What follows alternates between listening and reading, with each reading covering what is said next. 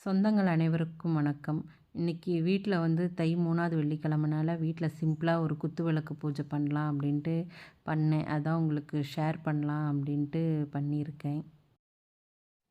ஆக்சுவலா எல்லா வெள்ளிக்கிழமையுமே நம்ம விளக்கு பூஜை பண்ணா ரொம்ப நல்லது தான். ஆனா தை வெள்ளிக்கிழமை பண்ணா ரொம்ப நல்லது. அதேமாரி ஆடி வெள்ளிக்கிழமை பண்ணாலும் ரொம்ப நல்லது. சில பெண்களுக்கு முடியாத காரணத்தினால் நம்ம வந்துட்டு அ தை வெள்ளிக்கிழமை எப்போ வேணாலும் பண்ணலாம். அதேமாரி ஆடி வெள்ளிக்கிழமையும் நம்ம எப்போ வேணாலும் பண்ணிக்கலாம் பூஜை. இது ரொம்ப நல்லது வீட்ல விளக்கு பூஜை பண்றது. நம்ம தீபம் ஏத்தும்போது ஓம் தீப ஜோதி பரபிரம்மா அப்படின்னு மனசுக்குள்ள நினச்சிக்கிட்டு குத்து விளக்கு ஏற்றுனோம்னா மனசுக்கு ரொம்ப அமைதி கிடைக்கும்.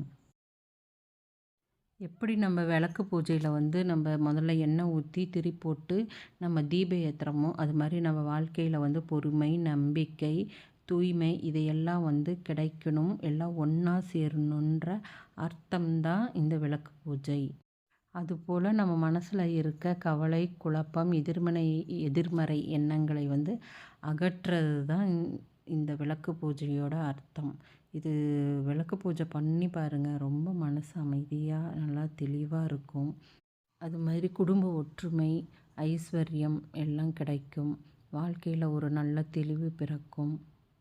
அது மட்டும் இல்லாமல் இது ப்ராசஸ்லாம் வந்துட்டு எனக்கு தெரிஞ்ச மாதிரி தான் நான் பண்ணுவேன். ரொம்ப அப் அ இதெல்லாம் எனக்கு தெரியாது. எப்படி ப்ராப்பரா பண்ணுறதெல்லாம். என் மனசுக்கு எப்படி நான் படுதோ, எவ்வளோ தெய்வங்கள் பேர் மனசுக்கு தெரியுதோ, அது எல்லா தெய்வங்களையும் சொல்லி தான் நான் வந்து கும்பிடுவேன். அது போற்றிகள்னு சொல்லுவேன் நானு. ஏன்னா சிவபெருமானோ, ஐயப்பனோ, இல்ல நம்ம வள்ளலாரோ எல்லாரும் ஜோதி வடிவில தான் நம்மளுக்கு காட்சி தந்தாங்க இல்லையா?